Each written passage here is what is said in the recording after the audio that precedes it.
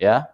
Itu sebabnya pada malam hari ini teman-teman, kita kembali akan mendengarkan sebuah kesaksian yang luar biasa, bagaimana beliau yang tadinya dari iman yang berbeda, dari latar belakang yang berbeda, tetapi mengalami Tuhan Yesus sehingga dia bisa mempercayai, dan setelah dia mempercayai Tuhan Yesus ada hal-hal yang terus dinyatakan yang membuat narasumber ini semakin diteguhkan bahwa tidak ada Tuhan selain Yesus Kristus. Dialah satu-satunya Tuhan, dialah satu-satunya Raja di atas segala raja.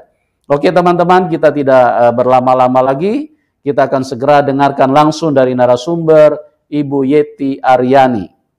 Selamat malam. Selamat malam Ibu Pak. Yeti. Shalom. Selamat malam ya, Pak. Apa kabar? Shalom. Baik Pak. Apa kabar Ibu? Baik. Ya. Baik Pak. Suara saya jelas ya Bu? Suara saya jelas ya? Jelas Pak. Jelas. Jelas. Ya, Ibu punya suara agak kecil soalnya. Oke, Ibu, terima kasih. Ibu Yeti sudah hadir pada malam hari ini dan mau berbagi dengan kita semua bagaimana Ibu yang tadinya dengan latar belakang yang berbeda iman atau dari agama Islam, dan bagaimana Ibu mulai mengalami Tuhan. Ibu bisa ceritakan kepada kami supaya teman-teman yang ada di dalam link ini bisa dikuatkan, bisa diteguhkan, dan bisa dibawa kepada apa yang sesungguhnya yang menjadi kehendak Tuhan di dalam kehidupan manusia. Dan manusia semakin banyak yang bisa pulang ke surga, karena Tuhan Yesus berkata, di rumah Bapakku banyak tempat tinggal. Dan Tuhan Yesus berfirman di dalam firman-Nya bahwa dia tidak menginginkan satu orang berdosa pun binasa. Tapi Tuhan Yesus adalah Tuhan yang baik, Tuhan yang sangat menginginkan supaya semua orang masuk surga. Dan itu sebabnya Tuhan Yesus terus menjangkau dari satu pribadi ke pribadi yang lain, supaya semua bisa melihat terang keselamatan. Karena Tuhan Yesus berkata dalam Yohanes 14 ayat 6, tidak ada seorang pun yang bisa datang kepada Bapa kecuali melalui aku. Oke Ibu. Baik, terima kasih. Untuknya waktu dan tempat saya serahkan kepada Ibu Yeti. Ibu boleh bersaksi mulai dari latar belakang dulu ya. Ibu dulu dari agama atau iman yang berbeda dan bagaimana Ibu dididik di dalam keislaman bersama orang tua atau bersama dengan guru-guru pada waktu itu. Silakan Ibu Yeti. Shalom. Nama saya Ibu Yeti ya. Saya dari Muslim ya. Saya berasal dari Muslim ya. Ibu saya Palembang, bapak saya Jawa. Nah, untuk dari keluarga ibu saya terutama ya, itu kuat sekali Muslimnya. Saya dilahirkan dari kecil memang nggak terlalu ini sih, kalau untuk di keluarga biasa-biasa aja, nggak terlalu fanatik gitu ya artinya. Nah, untuk masa kecil saya biasalah ya cukup menyenangkan gitu ya. Dulu saya ingat saya waktu saya kelas SD itu saya saya anak keempat dari 5 bersaudara tuh. Anak keempat dari 5 bersaudara. Ibu saya udah haji ya, kakak juga sudah, semuanya mereka udah ini gelar, hampir dari keluarga ibu itu udah mereka berpredikat haji ya. Nah, saya dari kecil saya ibu saya nggak terlalu fanatik artinya untuk agama ya. Bahkan saya sekolah pun saya sekolah Katolik waktu itu. Saya dari Jakarta, bapak saya tugas ke Medan. Saya kira-kira kelas 6 SD ya, tahun 72 saya ke Medan. Di sana saya kelas 6, terus saya SMP-nya saya sekolah di SMP Katolik waktu itu di Medan ya. Nah, jadi saya bisalah apa namanya untuk apa mengerti apa namanya berdoa ini saya hafal ya, doa Bapak kami apa, saya tuh di sekolah Katolik waktu itu. Waktu masa ini saya biasa ya, saya sholat, saya ini biasa sholat apa semua, saya ngaji pun ibu saya ngajar ngaji, saya disuruh ngajar ngaji di rumah, belajar ngaji apa semua, dan saya menjalankan sholat seperti biasa ya, sampai saya apa namanya ya dewasa lah, saya belajar ngaji apa, tapi ya itu tetap karena ibu saya nyekolahnya di Katolik, mungkin karena mereka tuh pengen karena katanya disiplin, itu aja sih intinya, nggak ada bagaimana-gimana. Nah, kalau untuk ini agama, di rumah tuh biasa saya diajarin ngaji, panggil guru ngaji ke rumah, terus apa namanya saya juga belajar sholat apa seperti biasa ya. Cuman pada saat apa namanya, pada saat saya dewasa itu saya merasa apa ya, sepertinya merasa jenuh ya Pak. Saya merasa gimana ya, ibu saya apa namanya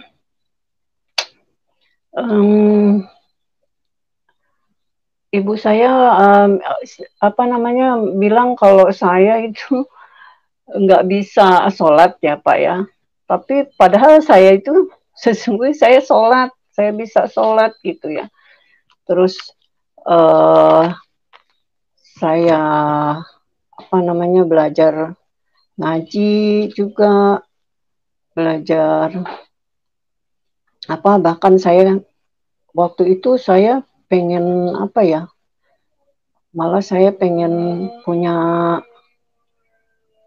cita-cita ya, saya pengen jadi guru ngaji dulu, itu zamannya waktu dulu lagi saya masih kecil gitu ya, saya pengen bisa baca Al-Quran ya, saya pengen banget dari kecil ya, tapi itu sulit kayaknya buat saya tuh, sulit sekali ya buat belajar apa baca Arab itu, nggak tahu saya nggak ini. Nah untuk apa namanya setelah saya dari Medan itu kan tahun 76 ya, saya berangkat 72, saya sekolah di sana itu Pak, SMP saya di sana, balik lagi ke Jakarta tahun 76, balik ke Jakarta. Nah tahun 80 saya nikah. Nah waktu saya nikah itu sama apa namanya dari keluarga, justru dari keluarga yang fanatik ya, Islam, dari Islam fanatik. Saya juga belajar ini, banyak belajar apa dari dia, masalah keislaman atau apa, semua saya belajar. Tapi ya itu tadi, saya juga kayaknya merasa sulit, buat saya tuh sulit sekali untuk bisa baca atau apa, saya nggak ini ya, saya nggak mengerti gitu. Bagi saya nggak tahu, saya susah ya. Saya nikah sama suami saya tahun 80. Saya punya anak satu dari perkawinan saya yang pertama itu Pak. Dan itu pun cuman bertahan sekitar 8 tahun ya. 8 tahun pernikahan saya cuma 8 tahun. Nah, pada saat apa namanya tahun 91 anak saya itu meninggal Pak. Dari perkawinan saya yang pertama, anak saya perempuan meninggal umur 10 tahun. Saya nikah tahun 81, dia meninggal umur 10 tahun, 91 dia meninggal. Nah, itu di saat meninggal itu, jadi gini Pak, saya nikah tahunnya sama ya, tahunnya sama. Saya cuma apa namanya, walaupun saya udah pisah kan, anak itu bisa, kita nggak terlalu gimana ya, bisa tinggal sama saya, tinggal sama dia. Pada saat saya mau nikah itu, saya nikah Minggu. Nah itu anak saya saya nikah Minggu, hari Kamisnya anak saya meninggal. Anak saya meninggal. Jadi saya perkawinan kedua itu tahun 91.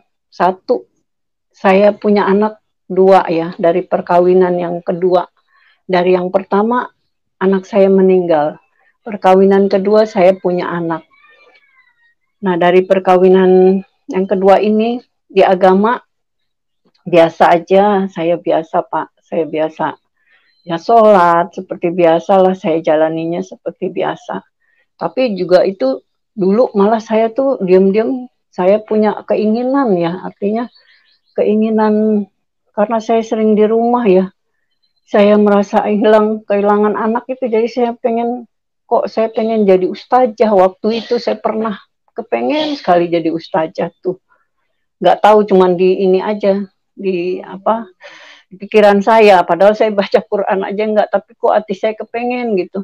Bahkan saya kadang-kadang kalau nonton TV, acara apa, yang pergi haji tuh, apa namanya, pergi haji apa, namanya, suka acara yang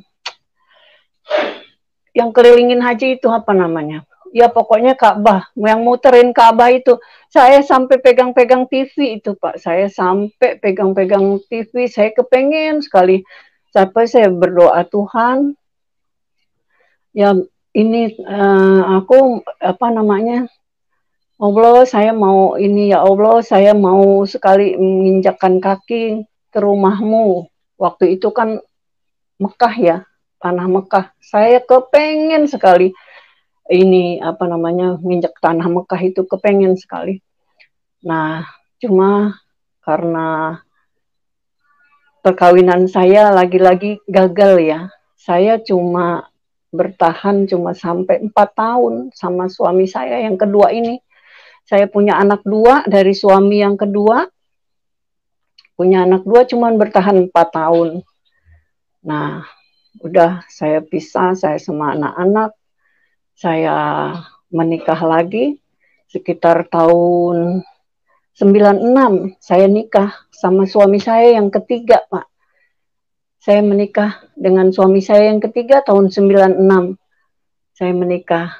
Nah, dari pernikahan yang ketiga ini saya dapat anak 1. Punya anak 1. Jadi sekarang anak saya 3, Pak. Dari kawinan yang pertama dapat, yang pertama sekali meninggal, yang kedua saya dapat 2 anak, perkawinan yang ketiga dapat 1 anak. Jadi anak saya 3, Pak, sekarang. Perkawinan yang ketiga ini, Pak, saya cuma bertahan ya sama sekitar 8 tahunan juga ya, Pak ya. Sekitar 8 tahun. Anak saya lahirnya tuh tahun 2000. Tahun 2000 saya lahir anak saya. Nah, di perkawinan saya yang ketiga ini justru yang Islamnya lebih kuat lagi, Pak. Dari mertua, dari apa ya, lebih kuat gitu. Karena mertua saya aja hampir setiap tahun mereka tuh pergi haji besar, haji kecil, seininya saya, yang setahu saya nikah di sana. Mereka tuh sekeluarga haji besar, haji kecil pergi sampai ini. Sampai suatu saat saya tuh mau berangkat ya. Saya mau diberangkatkan berempat. Suami saya udah 2 kali pergi haji. Nah, pada saat mau yang ketiga kali saya udah daftar ini Pak, 4 berempat untuk saya, suami saya dan mertua saya. Udah didaftarin. Saya tiba-tiba waktu manasik itu Pak, saya nggak bisa karena anak saya sakit. Pada saat itu anak saya sakit. Anak saya dari ini apa namanya, suami saya itu waktu saya mau pergi itu saya belum ada anak dari suami yang ketiga ini ya, belum ada. Jadi anak saya yang ini dari yang kedua itu sakit. sakit apa namanya, karena imunisasi campak kejang-kejang. Jadi sampai sekarang ini Pak, anak saya itu kejang-kejang. Sekarang udah 25 tahun usianya. Masih sampai sekarang kejang-kejang. Nah itu makanya saya kadang-kadang sulit ya, artinya saya minta maaf sama Bapak ya, waktu kemarin-kemarin saya mau kesaksian tuh sepertinya kok saya repot atau bagaimana, ya itu salah satunya kendala saya, anak saya yang satu ini yang suka kejang-kejang atau apa gimana. Nih melanjutkan cerita tadi Pak, apa namanya, yang saya mau pergi haji apa, didaftar nggak jadi sama dia. Sampai akhirnya saya pisah sama suami saya. Pisah, itu juga bertahan cuma 8 tahun ya, saya sama suami saya. Anak saya umur 3 tahun, lahir tahun 2000, tahun 2003 kita pisah. Dah, saya tinggal sama anak-anak. Pada saat itu saya cuma tinggal sama anak-anak di Jakarta. Di Jakarta saya pindah tinggal. Nah, cerita saya tinggal sama anak-anak, Bapak mungkin tahu ya keberadaan saya seperti apa ya. Pada waktu itu saya sakit, jujur saya mungkin apa ya, stres, entah gimana ya. Saya nggak bisa tidur, Pak. Saya nggak bisa tidur. Sampai kadang saya hitung tuh, mau 5 hari, saya nggak bisa tidur. Mata saya tuh nggak bisa dipejamin, nggak bisa sama sekali, saya nggak bisa tidur ya. Sampai saya udah ketakutan, udah bagaimana. Pada saat itu kalau saya ingat-ingat, saya nggak ngerti itu anak-anak saya masih kecil-kecil sama siapa mereka ya. Saya juga nggak ngerti, padahal saya cuma sama anak-anak di situ di Jakarta, tinggal di situ. Nah, waktu itu kebetulan kalau nggak salah saya ini ada itu keponakan yang saya bilang Kathy itu telepon saya ya. Telepon dia bilang, tante mau ini ya, tante mau sembuh nggak katanya. Kalau tante mau sembuh, berarti bisa antar, doain katanya. Ya siapa sih yang nggak mau sembuh ya Pak ya? Siapa yang nggak mau sembuh? Pasti saya mau sembuh ya. Udah gitu saya pergi lah sama Kathy ya. Saya pergi ke ini, kalau nggak salah satu gereja ya. Nah di gereja itu udah saya juga masih bingung itu, saya belum pernah sama sekali saya ke ini, ke gereja. Saya di sana apa namanya, pendetanya cuma bilang, saya padahal duduk di belakang, saya diam, saya nggak tahu aturan tata cara di gereja itu seperti apa, saya nggak ngerti ya. Saya diam, tapi pendeta itu bilang apa namanya, ada ibu-ibu muda datang dari jauh punya penyakit nggak bisa tidur, silakan maju ke depan katanya gitu. Sementara saya bingung, kok ini nggak ada yang maju ya. Nah, tiba-tiba saya udah memberanikan diri, saya maju ke depan. Begitu saya maju ke depan kan ada barisan itu, saya ikut, saya di tengah-tengah situ, didoain semua. Nah, pada saat itu saya juga bingung, karena saya kan masih Islam ya, waktu itu saya masih Islam, saya berdoanya bagaimana, saya bingung, saya nggak ngerti cara Kristen bagaimana doanya, tapi saya cuma minta, pada saat itu saya bilang, ya Allah, sembuhkan aku, dengan melalui dia aku disembuhkan gitu. Saya cuma itu aja doa saya ya. Tapi saya punya keyakinan saya bakal sembuh. Ya itu, begitu saya pulang dari situ, nggak pulang langsung masih di situ, saya udah bisa, artinya udah bisa tidur. Kapan saya mau tidur, saya bisa tidur. Saya bisa tidur, bisa ini ya. Udah, artinya udah saya sembuh ya. Nah, itu yang saya alami pada saat itu. Nah, tapi saya diam-diam itu sebetulnya saya juga mempelajari tentang kekristenan. Nggak tahu bagaimana ya. Dari dulu tuh saya tertarik, saya diam-diam saya tertarik ya. Walaupun saya sholat, nggak tahu kenapa lagi saya, mungkin karena saya ini ya belajar sekolah Katolik ya. Saya kadang-kadang kalau di gereja itu saya suka perhatiin patung Tuhan Yesus itu, saya perhatiin gitu. Saya kadang-kadang suka dengar kata, ini manusia atau siapa. Dulu itu waktu saya masih kecil, saya kadang-kadang saya bertanya aja dalam hati saya, ini siapa? Saya bilang, kok dituhankan? Ini kan berupa manusia, kok dituhankan? Pada saat itu saya belum mengerti sama sekali. Jujur pada saat waktu saya sekolah itu, saya nggak ngerti. Dan kesininya saya makin diam-diam ya, artinya saya nggak menutup diri untuk agama apapun. Jujur saya nggak menutup diri, cuman saya mau cari kebenaran aja. Waktu itu di TV kan suka ada hari Minggu, ada agama Kristen, ada Buddha, Hindu, agama keyakinan atau apa. Itu semua saya dengar. Saya nggak menutup ini. Semua saya dengerin, semua agama. Karena apa? Saya cuma pengen tahu mana yang benar, mana yang itu aja. Dari dulu saya udah ada ketertarikan ya untuk itu ya. Nah, bahkan saya juga pernah diam-diam saya pergi ke gereja. Saya mau tahu ya, saya pergi ke gereja waktu itu. Pernah saya sempat ngunjungin, setelah saya sakit itu saya ngunjungin gereja ya, ada 3 tempat lah saya kunjungin, nggak ada satupun karena saya nggak tahu jadwalnya apa, saya belum tahu pada saat itu. Jadi saya datang udah entah harinya biasa atau apa gitu kan. Ini sama sekali kosong di gereja itu, nggak ada yang saya temuin apa-apa, nggak ada ya. Ya cuma saya merasa itu enak aja buat saya tuh, auranya tuh enak, sejuk buat saya. Itu saya senang. Walaupun saya nggak ketemu apa-apa, siapa-siapa, tapi saya merasa tenang aja pada saat itu. Ya itulah, saya pulang ke rumah. Nah, pada saat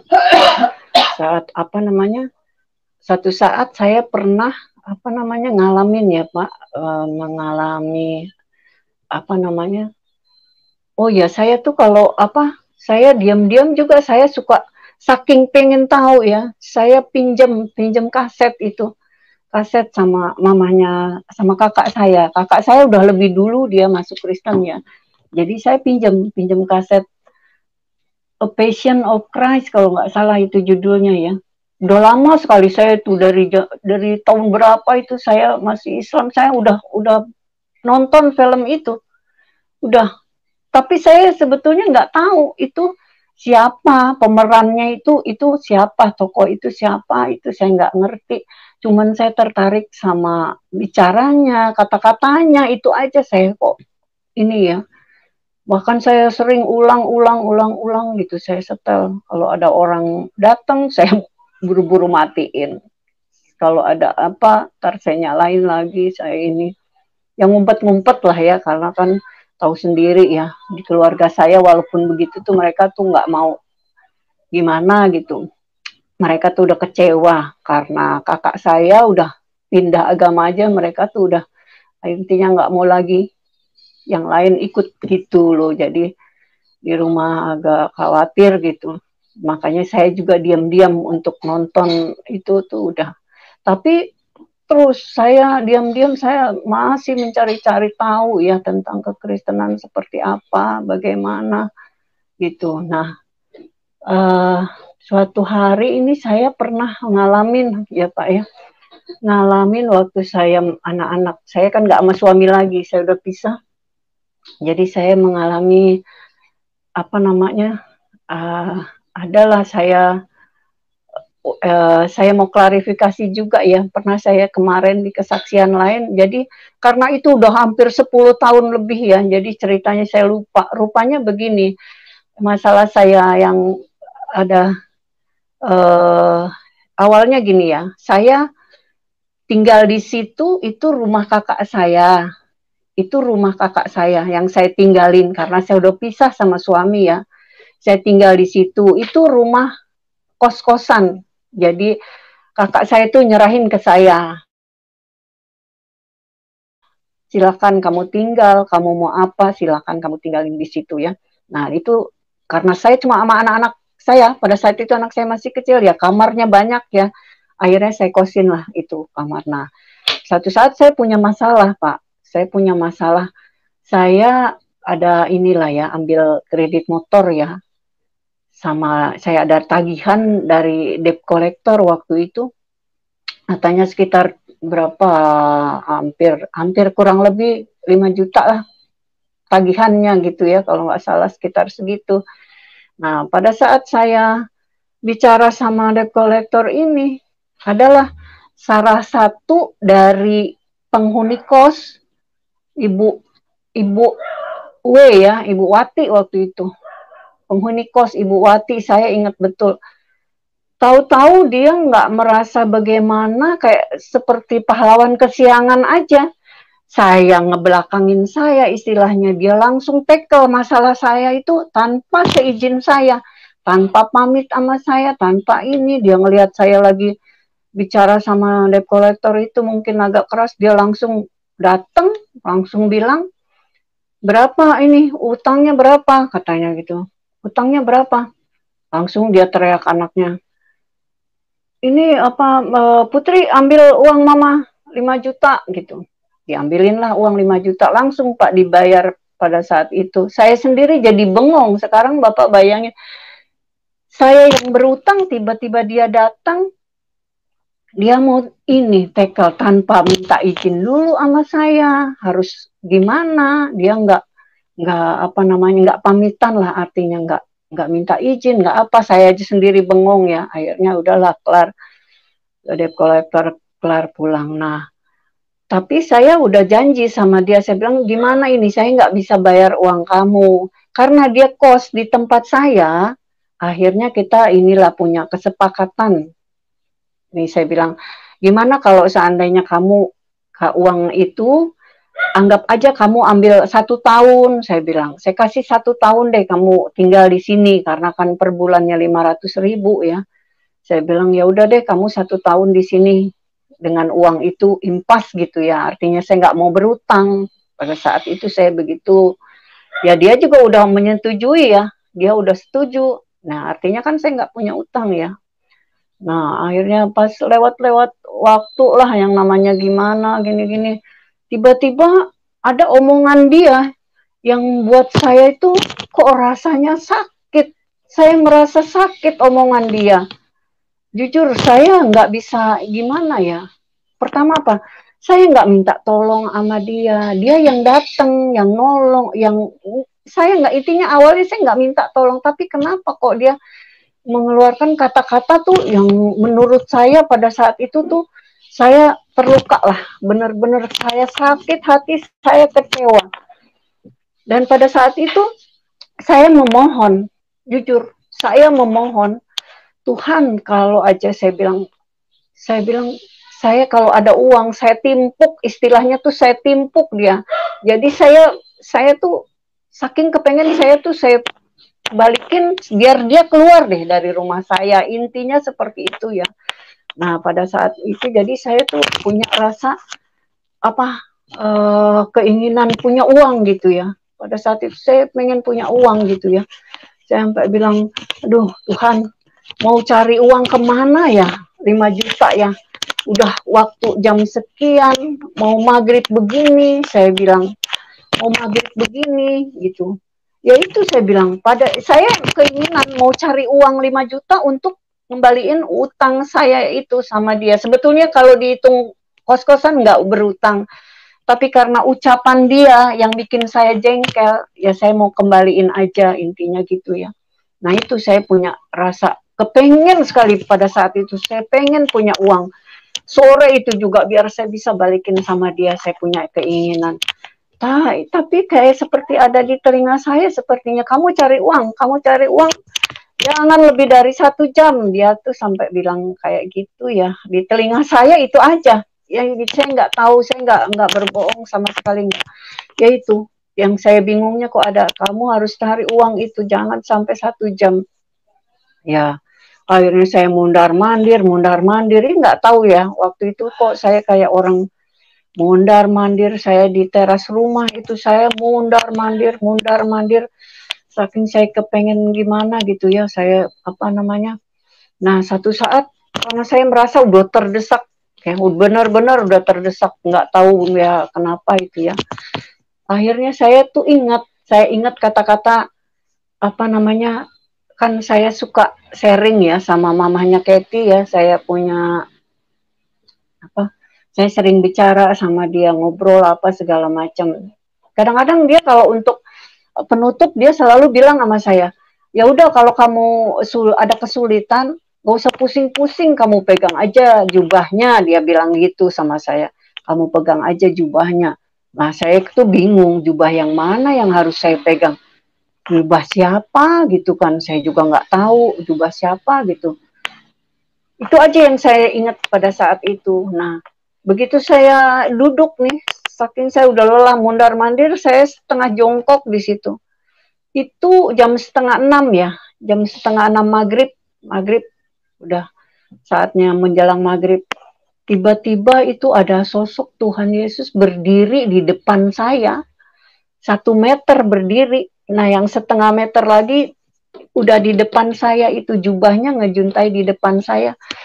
Orang saya ingat kata-kata kakak saya bilang, kalau lagi kesulitan udah pegang aja jubahnya, kan dia bilang begitu ya. Saya ngelihat jubah, pada saat itu saya nggak pikir panjang, langsung saya ambil itu.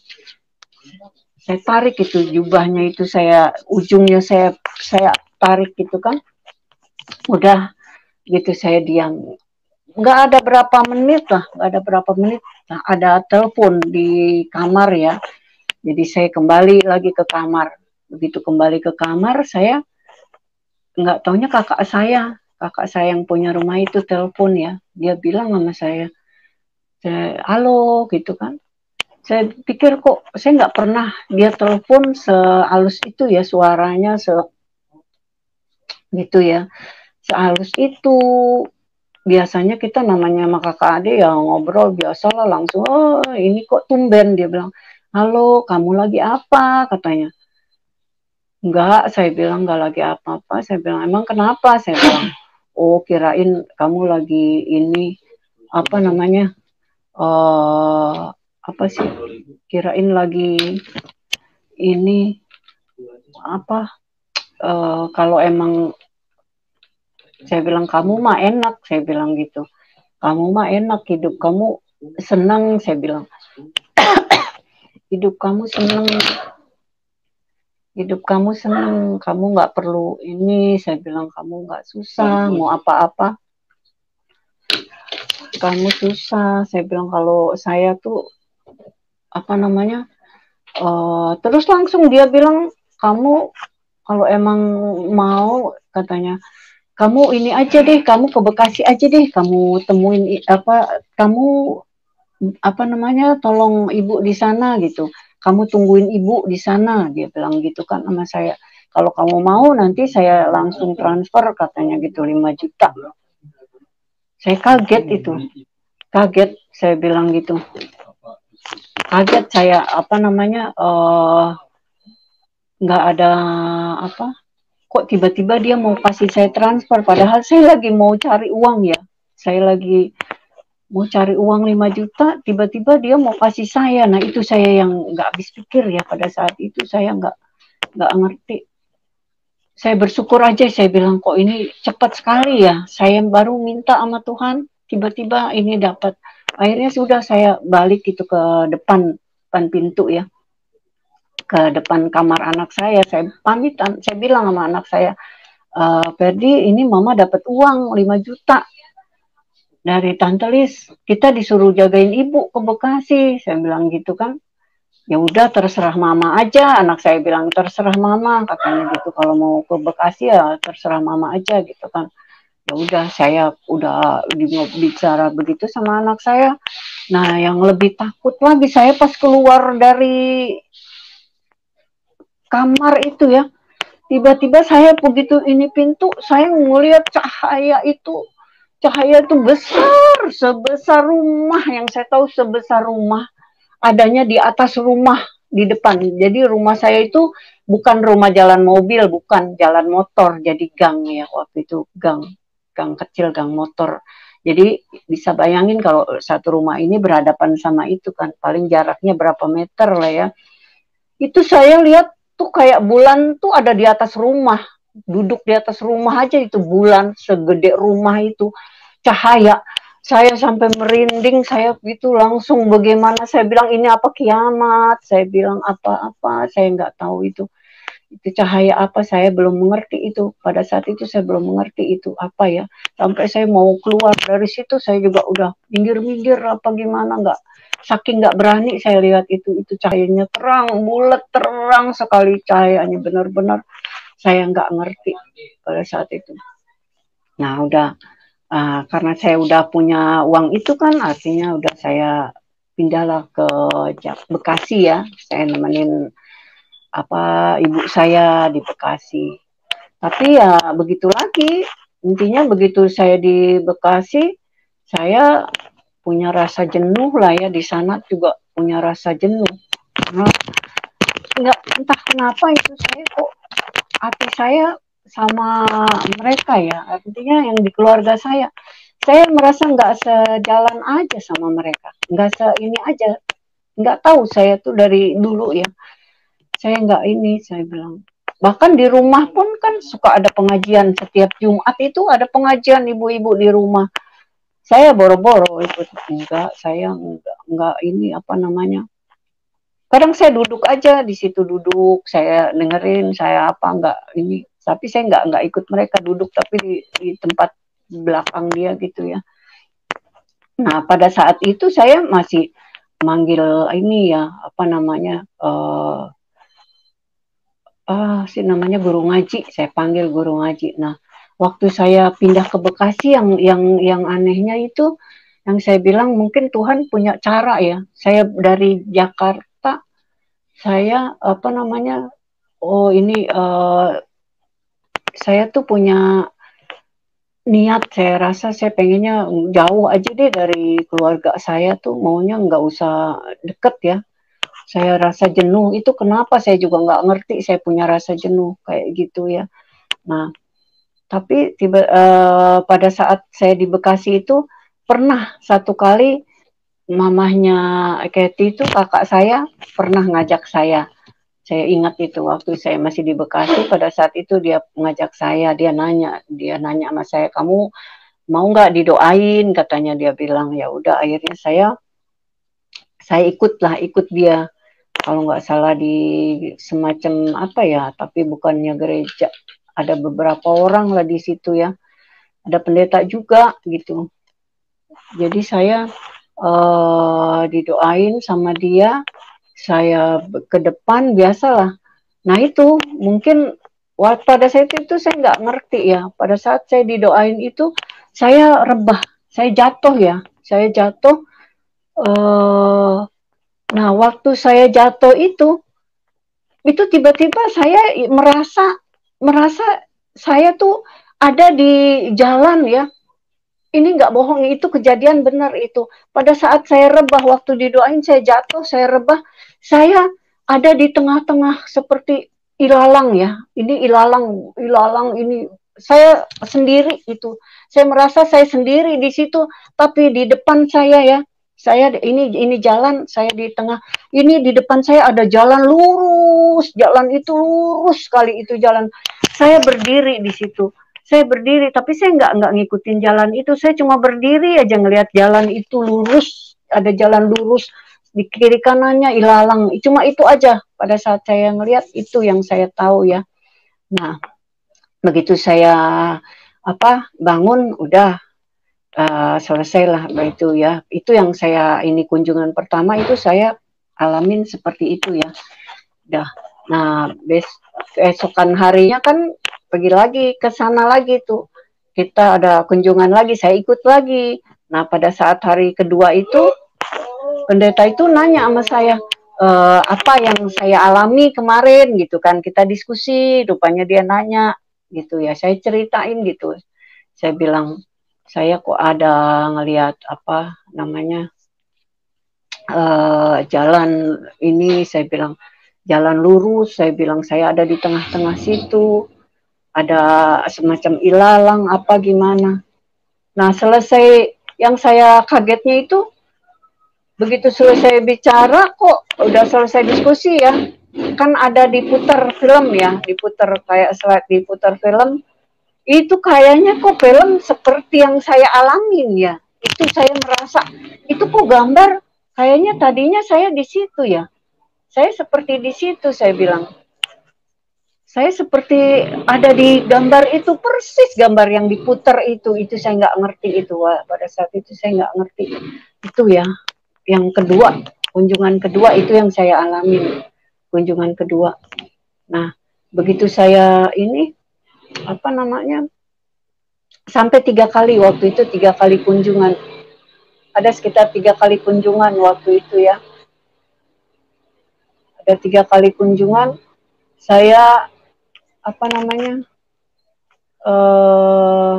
nah yang ketiganya, yang ketiga juga saya rebah ya, saya rebah, didoain, begitu saya ditopang tangan, saya rebah lagi. Nah, cuma pada saat itu saya merasa apa?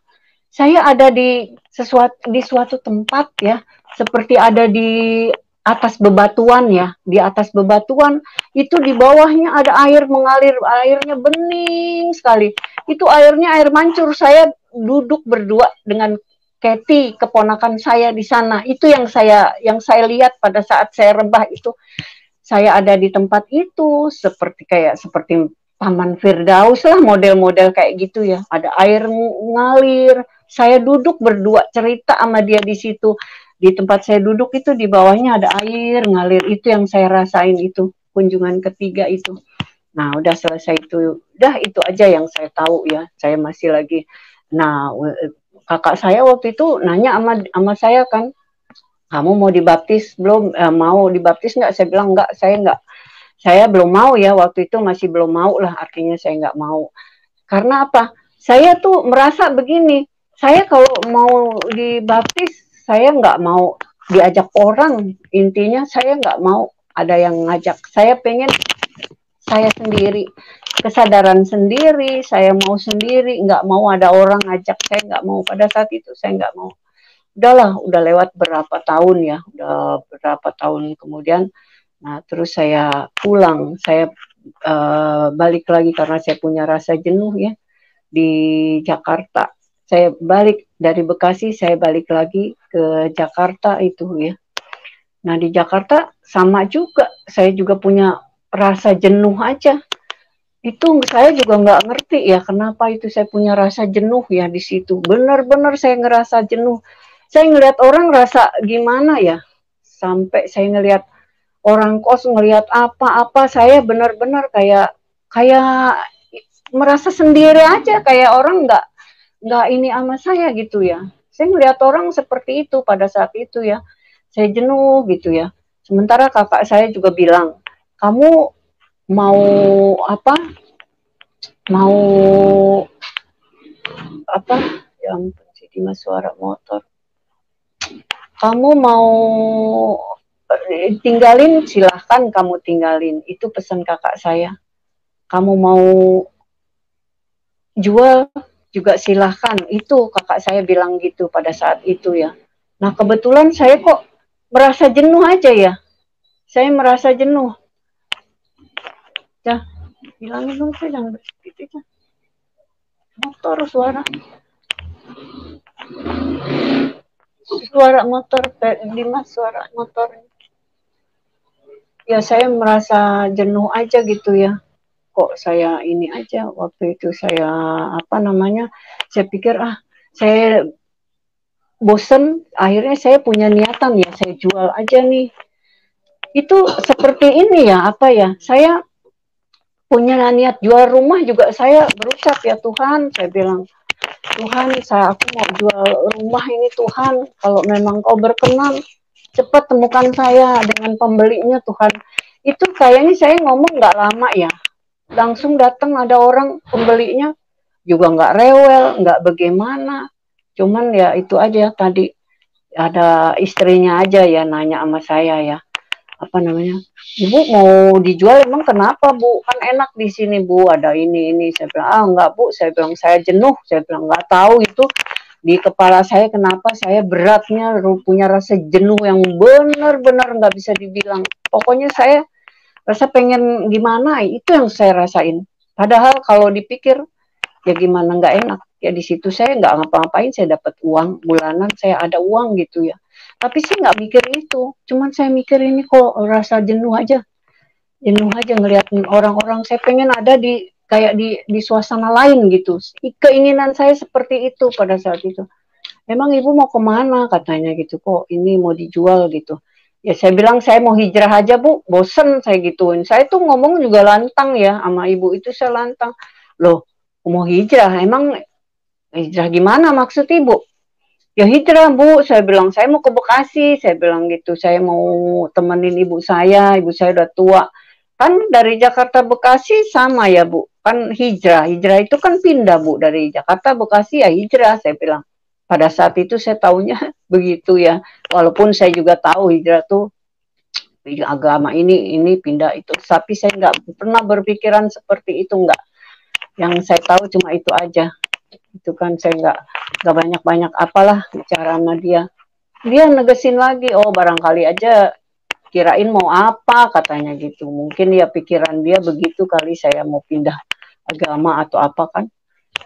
Ya udah akhirnya udah dijual lah tuh rumah ya, saya pindahlah ke Bekasi. Ya namanya punya rasa itu, tetap aja saya pindah di Bekasi walaupun ada uang hasil jual rumah tadi, sama aja yang ada itu nggak ada rasa nyaman, rasanya itu nggak tahu, hati saya kayak rasa ini ya bergejolak aja, nggak gimana. Semua kadang-kadang karena saya nggak merasa apa ya sama keluarga ya, terutama sama keluarga tuh saya nggak merasa sejalan ya, nggak merasa sepikiran gitu, jadi saya rada ini aja.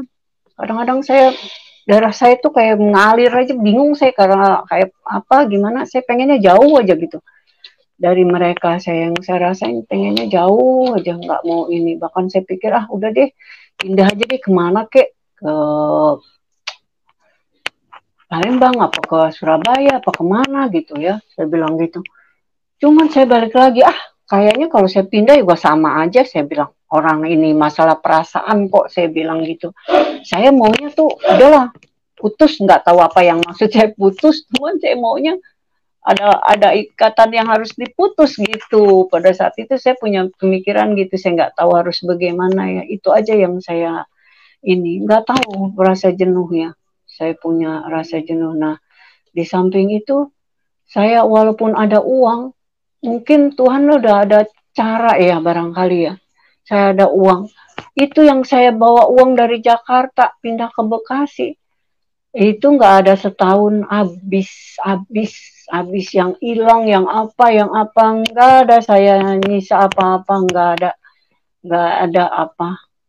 Motor dari 4 tinggal sampai yang 1, sampai anak saya bilang, mah udah nih ini udah nggak ini lagi mah, kayaknya uang itu nggak ini ya. Kalau di Islam bilang kayaknya nggak berkah katanya, dia bilang gitu.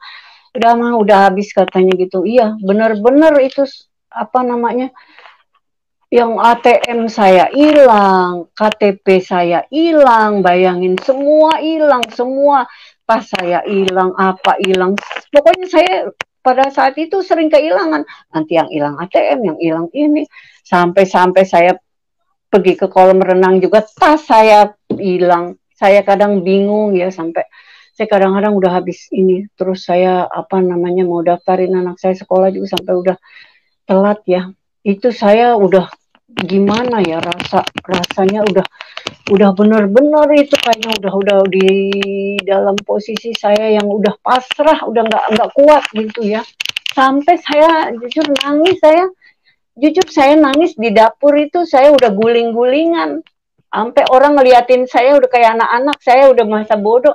Saya bilang, Tuhan kau tega amat sih, saya bilang kok hidup saya kayak begini Tuhan, saya bilang saya udah pasrah, udah nggak tahu Tuhan, kok saya dibikin begini, saya kadang-kadang nggak ngerti, saya juga nggak tahu gimana ya, saya nangis itu guling-gulingan, saya teriak-teriak, saya nggak sanggup, saya mau mati, saya bilang saya udah nggak sanggup lagi, saya udah nyerah, saya bilang gitu. Itu saya alamin ya kayak gitu ya. Nah sampai apa namanya pada saat itu saya juga masih belajar ini ya, belajar ngaji tuh. malam masih saya sholat. Saya masih sholat, masih ini, masih ngaji itu ya. Masih di situ tuh masih belajar ngaji saya. Nah, satu saat saya yang jenuh itu saya nggak bisa hilang ya. Saya punya keinginan ya, karena sampai di rumah tuh ada pengajian, kumpul-kumpul pengajian, itu kakak ipar saya bilang sini, kamu sini. Enggak, saya enggak ikut mereka, enggak. Saya bilang, padahal saya waktu itu saya sholat, benar. Saya ngaji, saya ikut ngaji sendiri. Mereka enggak tahu saya belajar ngaji. Tapi ada pengajian, enggak tahu saya bawaannya malas aja ya. Kumpul-kumpul di situ. Karena saya pengennya tuh belajar sendiri, apa ini itu saya enggak mau. Padahal ada kumpul-kumpul lah setiap pengajian kan tahu sendiri kita sedikitnya 15 orang di rumah tuh datang. Paling saya udah di kamar aja sendiri, nggak ini. Nah, selesai bubar itu saya belajar ngaji, guru ngaji datang apa gimana udah. Nah, satu saat saya tuh ini ya, saya yang punya rasa jenuh benar-benar. Saya bilang ini rasanya saya nggak bisa nih seperti ini ya, saya bilang. Karena apa? Saya sholat juga kok kayaknya gini, saya belajar, saya pengen padahal belajar ngaji itu bisa biar bisa baca Quran ya. Saya pengen bisa lancar baca Quran, dah nanti saya pengen jadi ustazah, saya ceramah, saya senang, saya pengen ceramah tadinya begitu, tapi nggak tahu ya, saya suka ini, saya nggak apa namanya, saya tuh sholat, saya kalau untuk bacaan hafal, saya hafal bacaan semua ayat-ayat hafal, ayat kursi, al-falaq, apa semua saya hafal, pokoknya hafal saya ini. Yaitu yang intinya keluarga saya nggak ada yang tahu kalau saya tuh sholat. Saya sholat nggak mau ada orang tahu di rumah. Saya nggak pernah. Kan mereka bingung, disangkanya saya nggak pernah sholat. Katanya, kamu, ibu saya sampai bilang, kamu kalau mau hidup senang, kamu sholat. Gitu ibu saya bilang. Dalam hati saya emang mesti laporan kalau saya mau sholat, Bu. Saya mau sholat ya. Saya enggak. Saya kunci pintu. Nggak ada yang tahu.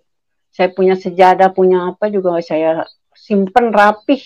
Saya nyimpennya rapi, nggak ada yang tahu. Saya ngambil wudhu apa, nggak ada yang tahu, nggak sampai bahasa apa gimana. Saya belajar, bukannya nggak belajar, saya belajar. Nah itu tadi udah. Tapi ya itu tadi, udah sampai saya kadang sholat, ini udah rakaat apa semua saya rapihin, saya begini, sampai saya pengen sampai 5 waktu itu saya kerjain. Saya pengen sampai yang namanya 5 waktu. Subuh, lohor, asar, maghrib, isya, semua saya pengen ini nih. Tetap aja rasanya kok kayak begini ya, saya bilang gitu. Kok kayak nggak ada yang ini. Saya merasa, ini kayak saya sendiri aja ya. Saya merasa kayak saya sendiri kok nggak ada kontak gitu ya, nggak ada yang ini gitu. Lama-lama kok begini amat ya, saya merasa jenuh aja, saya bilang gitu. Akhirnya saya tuh apa namanya kepengen gitu ya, saya ke gereja ya, saya pengen.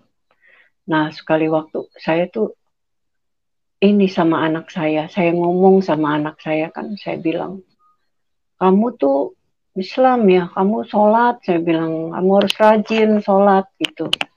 Kalau mama sih bukan apa-apa, mama bosen, mama bilang gitu, kamu kan udah besar, boleh nggak kalau mama ke gereja? Saya sambil setengah bercanda ya, saya ngomong kayak begitu sama mereka.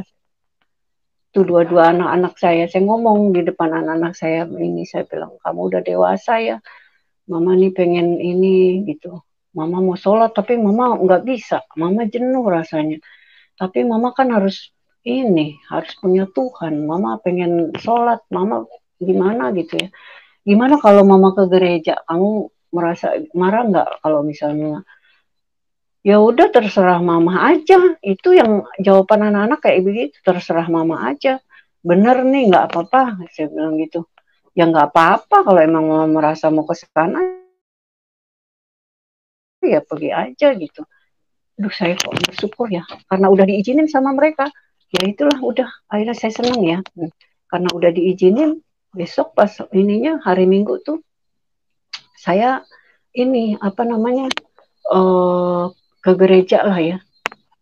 Nah saya bilang sama Kathy, saya bilang saya nih mau diminta tolong, saya sharing sama Kathy, saya pengen dibaptis nih gimana. Saya pikir kan namanya masuk Kristen tuh kayak masuk Islam ya, gampang gitu.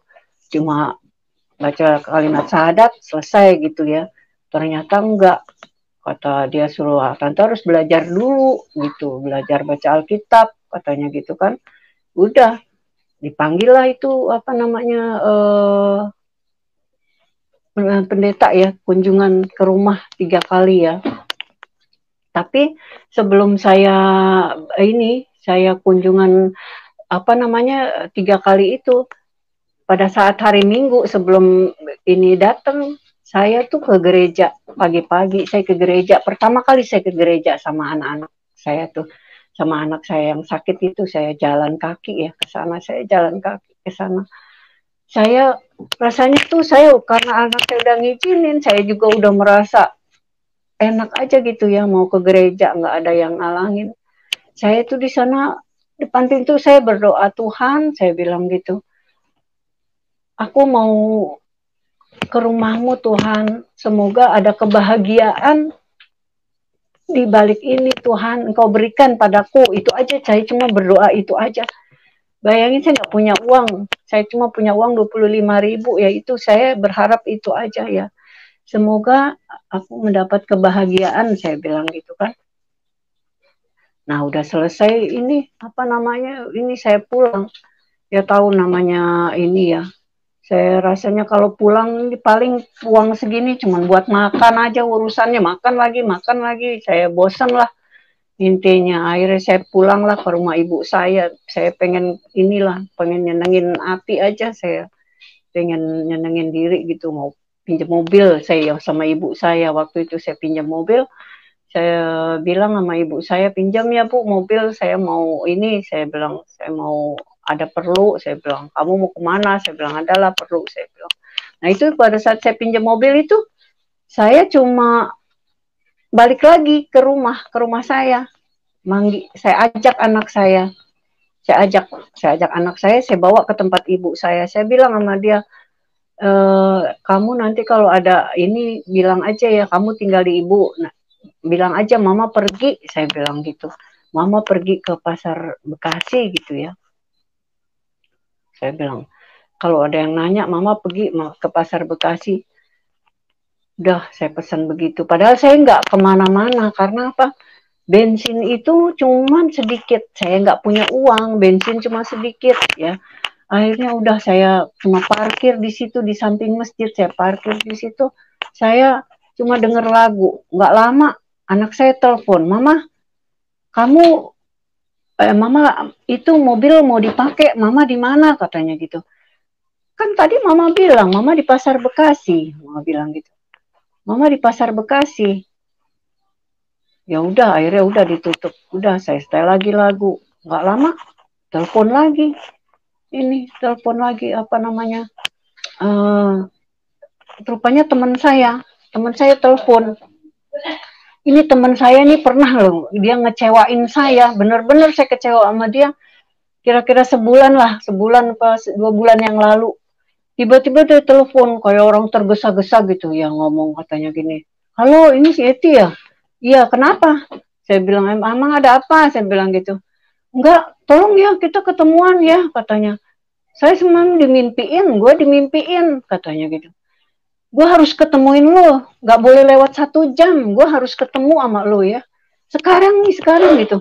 Kenapa sih, saya bilang, kok kayak orang tergesa-gesa ya, saya bilang gitu. Emang kenapa? Udah deh pokoknya ntar aja ceritanya deh, katanya. Ini harus ketemu dulu gitu. Ya udah akhirnya saya janjian lah ini sama dia di satu tempat ya, saya janjian sama dia. Ya udah jalan-jalan keliling makan apa semua. Akhirnya saya pulang, anterin dia pulang ya. Begitu saya anterin pulang, nggak taunya apa, rumahnya itu di pasar Bekasi ya. Padahal tadi saya ngucap di pasar, Mama ke pasar Bekasi, saya nggak tahu tiba-tiba kok saya harus ke situ, jalan ke situ, saya nggak ngerti ya. Nah itulah pada saat makan-makan ya biasa ya, kita kan posting apa ini foto kita sama rame-rame, rupanya ada sambutan teman yang lain juga ngelihat kita foto-foto makan-makan apa mereka, ya kamu ini ke rumah dong besok gini-gini katanya gitu. Ya janjiin kamu hari Kamis datang ya, ntar saya ini pokoknya saya undang kamu deh, kamu harus datang gitu. Tadinya saya pikir malah dia ngundang saya itu tak ada acara sunatan anaknya atau apa gitu ya. Nggak taunya itu dia bikin masakan bener-bener kayak orang pesta cuma buat ngundang saya, kita di Pak ini manggil teman kira-kira 10 orang ya, makan-makan lah di situ. Itu ada sekitar 3 orang ya. Jadi setiap minggu saya pergi tuh undangan, nanti satu ngundang saya, ini ngundang saya kayak dijamu lah sama dia kayak ini. Nah itu pada saat saya pulang, yang tadinya saya berangkat ke gereja cuma bawa uang 25.000, pulang uang saya utuh. Teman saya ngasih ke anak saya 25.000. Jadi ya mungkin saya juga belum tahu ya, pada saat itu saya belum mengerti ya Tuhan gimana, saya belum tahu lah. Yaitu saya berdoa, saya ke gereja, saya bilang mudah-mudahan ada kebahagiaan di balik ini. Rupanya saya diajak jalan-jalan, saya nggak punya uang, coba bayangin bagaimana baiknya Tuhan ya. Nggak punya uang, saya bisa keliling kemana-kemana, makan apa segala, karaoke apa. Pulang uang saya utuh, itu yang saya alamin, saya bingung ya. Udah pas malam, selesai itu malam anak saya tidur, saya biasalah main komputer, saya buka YouTube ya. Begitu saya buka YouTube, tiba-tiba ada ini, saya pengen tahu kekristenan itu, nggak tahu, saya selalu aja ingin tahu, saya bilang apa sih sebetulnya ya khotbah dari ini kekristenan tuh kayak apa ya, seperti apa gitu. Saya buka ya, waktu itu saya pernah buka ya, saya buka itu ini apa namanya, Philip Mantovan, ya itu pendeta itu. Ya, suaranya dikecilin nih Mas, bilang apa namanya, Philip Mantovan ya kalau nggak salah itu pendetanya. Nah temanya kekhawatiran hidup. Wah ini kok tema ini kok persis banget seperti yang saya alamin ya, saya tuh ini banget tersentuh ya, artinya kok ini ya, saya bilang gitu, kok mengena banget seperti kehidupan saya bilang gitu kan. Udah saya ini yang saya tahu ini isinya tuh anakku, janganlah engkau takut akan hidupmu gitu, akan apa yang engkau makan, dengan apa yang engkau pakai gitu. Bukankah hidup itu lebih penting dari makanan, katanya. Bukankah tubuh itu lebih penting dari pakaian? Itu aja saya tahu, sampai saya udah semua saya ini ya, udah saya pelajarin ya. Nah tiba-tiba saya ini apa namanya, lihat itu surat ya, ada surat kasih di situ. Saya pikir ini apa ya, surat kasih. Isinya pas saya buka itu katanya, Tuhan apa, anakku, aku tahu engkau sedang duduk atau berdiri, katanya. Jalanmu pun aku tahu, bahkan rambutmu pun telah aku hitung. Itu pas di situ saya nggak tahu kenapa saya merasa ini mata saya yang tadinya saya buta ya, rasanya saya melek. Dengar bacaan itu rasanya ini kali ya, ini baru Tuhan, ini namanya, ini kayaknya Tuhan yang saya temuin. Itu aja yang saya rasain, ini benar-benar ini baru Tuhan. Saya bilang ini Tuhan, saya bilang nggak ada ini. Saya bilang saya mau dibaptis, saya bilang pokoknya saya mau dibaptis, saya nggak mau lama-lama. Saya bilang saya nggak mau lama-lama, karena apa, saya pernah ke gereja dibilang harus setahun lagi. Aduh rasanya saya nggak bisa, bukan nggak bisa apa ya, saya itu keluar itu karena anak saya yang sakit tadi, karena sewaktu-waktu bisa kejang walaupun udah 25 tahun umurnya. Jadi saya tuh kemana harus saya tenteng, mau kemana saya ini, saya nggak pernah ninggalin. Ya itu saya bilang saya nggak pernah kemana-mana, saya nggak bisa ninggalin anak saya. Karena pertama saya udah ditinggal sama anak saya yang perempuan, yang perkawinan saya pertama, jadi saya udah nggak mau lagi kehilangan, jadi saya nggak bisa apa-apa. Ini anak saya sakit, ya itu ya. Jadi saya apa namanya apa tadi, saya nggak merasa ini ya kehilangan itu aja karena anak saya sakit gitu. Nah begitu saya baca itu kok rasanya saya pengen banget, saya pengen buru-buru aja, nggak mau deh sampai setahun saya nggak ngerti kalau harus belajar Alkitab. Nah itu tadi saya ini saya telepon sama Kathy, saya bicara sama dia, akhirnya dia bilang ya udah tante panggil ini aja, nanti dipanggilin pendeta katanya. Adalah sekitar 3 kali kunjungan ya, 3 kali kunjungan ke rumah, datang 3 kali. Pada saat pertama itu kunjungan benar ya, maksud artinya datang. Ya saya tuh jujur aja saya apa sebetulnya ya saya malu ya mau didatengin, saya malu. Pertama jamnya jam 1, jamnya ada yang nagih di rumah, ada yang nagih, jujur saya malu banget pada saat itu, saya malu benar-benar. Saya pikir ini gimana ya kalau ini datang ini begini, jadi pikiran saya masih inilah cabang-cabang ya waktu itu. Ya udah belajar, udah baca Alkitab ini itu, tapi kok yang herannya ya itulah yang dibilang Tuhan Yesus baik itu yang kayak gitu ya. Kita ini aja langsung itu nggak ada yang datang lagi, nggak ada yang apa, nggak ada yang anak-anak nggak main yang biasanya hari-hari teriak ini itu, ini kok sepi, nggak ada, sampai udah bener-bener hikmat banget. Iya nggak ada orang, nggak ada siapa, jadi kita belajarnya tenang, enak. Itu ya kayak begitu ya, sampai berapa kali kunjungan lah, sampai 3 kali ya, 3 kali kunjungan. Nah pada saat saya ini apa namanya mau ini apa yang ketiga kali, saya merasa ada halangan ya, karena ada temannya Kathy, teman kakak saya yang di Tebet itu, teman anaknya datang ke rumah. Saya bilang, kamu mau apa ya? Saya bilang gitu, kamu mau apa? Oh saya Katolik katanya, saya mau masuk Kristen, jadi kita janjian katanya di sini, suruh ke rumah tante, kita mau belajar sama-sama. Ya udah saya bilang nggak apa-apa gitu ya. Ya itu tadi karena ini, saya udah bilang Pak, ini kan udah terakhir udah 3 kali. Artinya minggu besok kita ini kan Pak, kita dibaptis. Saya maunya dibaptis aja itu benar-benar. Semenjak saya baca surat kasih itu, yang namanya mata saya udah sampai ini, saya pengennya hari itu juga kalau bisa di apa namanya, di baptis ya. Apa namanya? Tapi karena ini apa lama gitu ya. Akhirnya pas saya ngomong ini Pak nanti minggu ya dibaptis ya Pak ya, tolong ya ini. Ya udah Ibu nanti siap-siap aja gitu ya. Nanti saya telepon katanya Ibu. Tolong deh katanya gitu. Nah tiba waktu itu hari Rabu dia pendetanya telepon saya. Kok tahu-tahu nggak jadi, batal. Aduh saya kecewa banget ya. Benar-benar saya merasa kecewa sekali saya.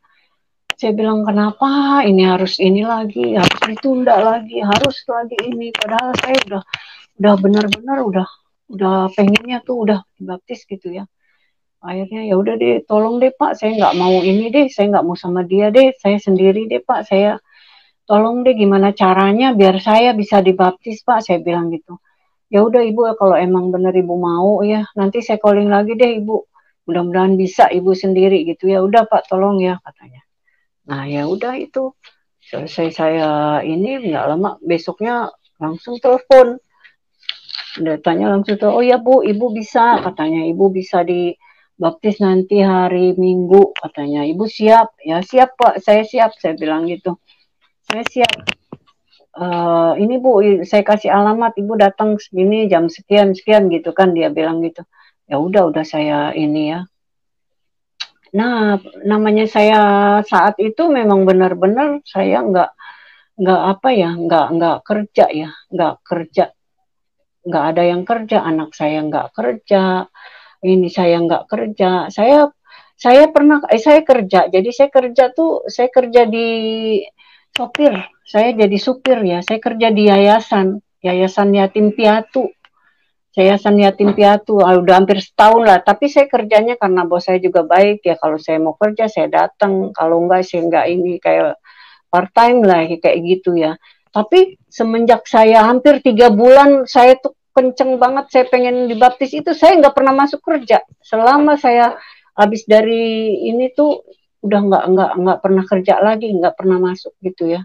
Intinya nggak masuk sampai saya pengen dibaptis tuh adalah berapa bulan saya nggak pernah kerja gitu ya, nggak pernah datang gitu. Nah pas saya ini selesai udah dibaptis tuh, udahlah saya ini diantar sama anak saya kan, sama teman anak saya, diantar sama teman anak saya. Padahal saya lagi nggak ada uang, nggak ada gimana. Jujur kalau saya boleh jujur ya, itu pun saya minta ongkos sama mamanya Kathy itu saya ditransfer. Saya bilang tolong dong saya perlu uang.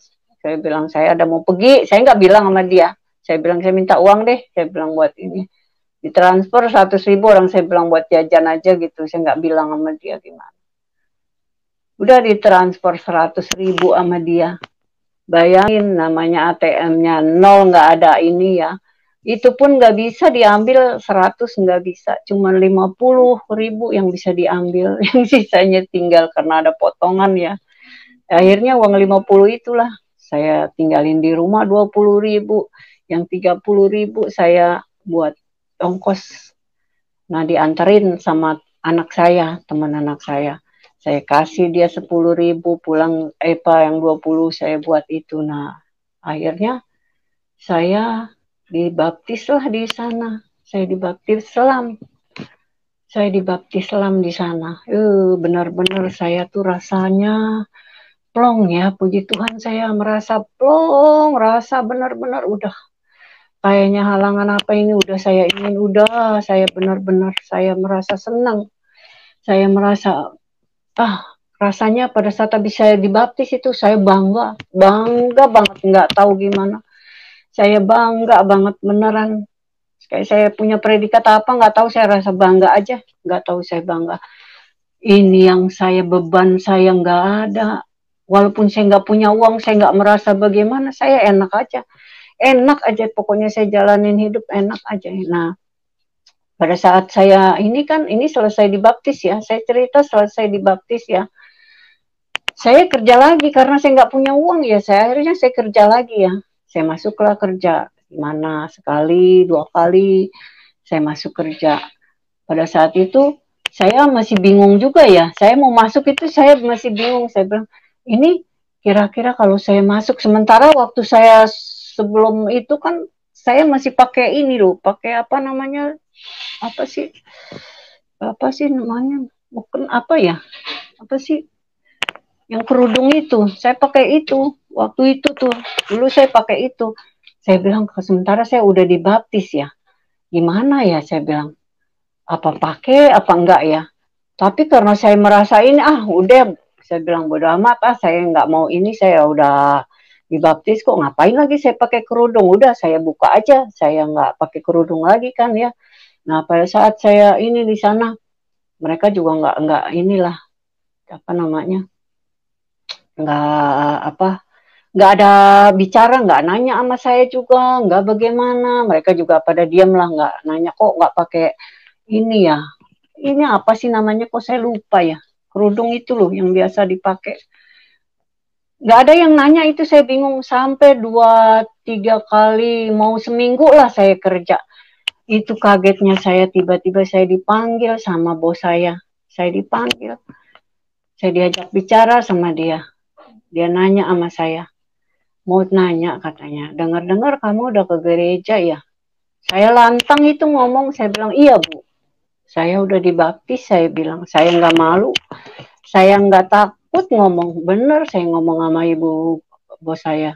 Dalam hati saya mau dipecat juga saya nggak apa-apa. Saya bangga waktu itu saya jawab, saya nggak malu, nggak bagaimana. Bos saya nanya, kamu udah katanya masuk Kristen ya, katanya kamu dikasih uang, bahkan dibilang begitu. Dengar-dengar kamu dibaptis ya, dikasih uang. Itu kata bos saya. Bahkan kemarin-kemarin ini ada teman saya lama telepon saya. Oh, ini yang saya masuk Kristen 3 tahun ini udah santer kemana-mana katanya. Saya dibaptis dikasih uang 200 juta dari gereja. Itu yang saya dengar kabar kemarin dari teman saya. Saya bilang, amin, puji Tuhan, amin. Saya gituin aja.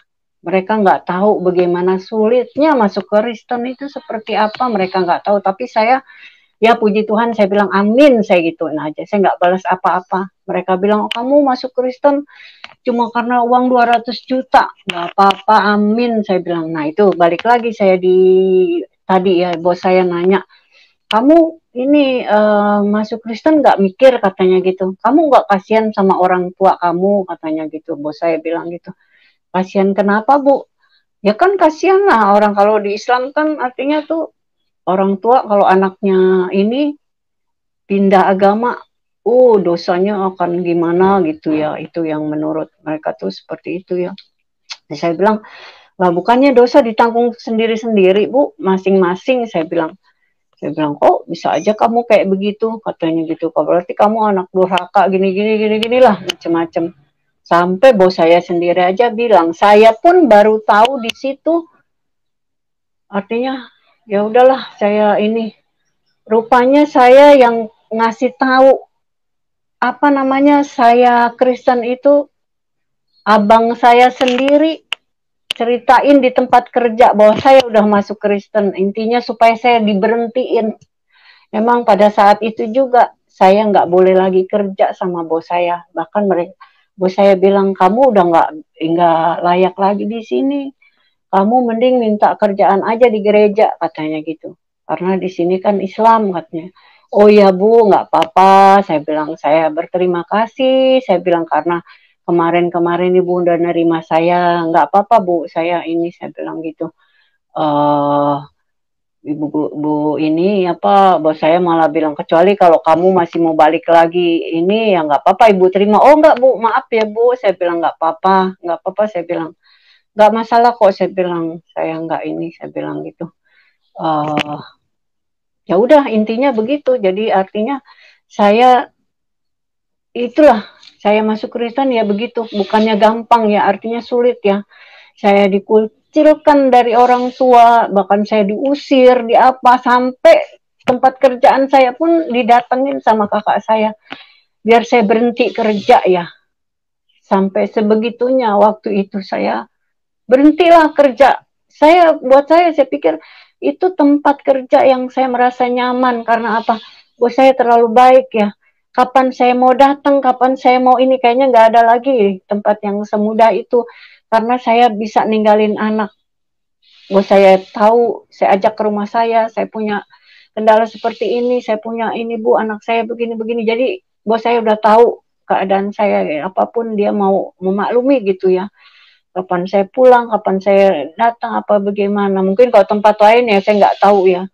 Itu aja, cuman saya pikir ya kakak saya sendiri ngelaporin kalau saya udah dibaptis. Jadi saya intinya dipecat lah dari pekerjaan itu ya. Tadinya saya ikut jadi supir, saya udah nggak sama sekali.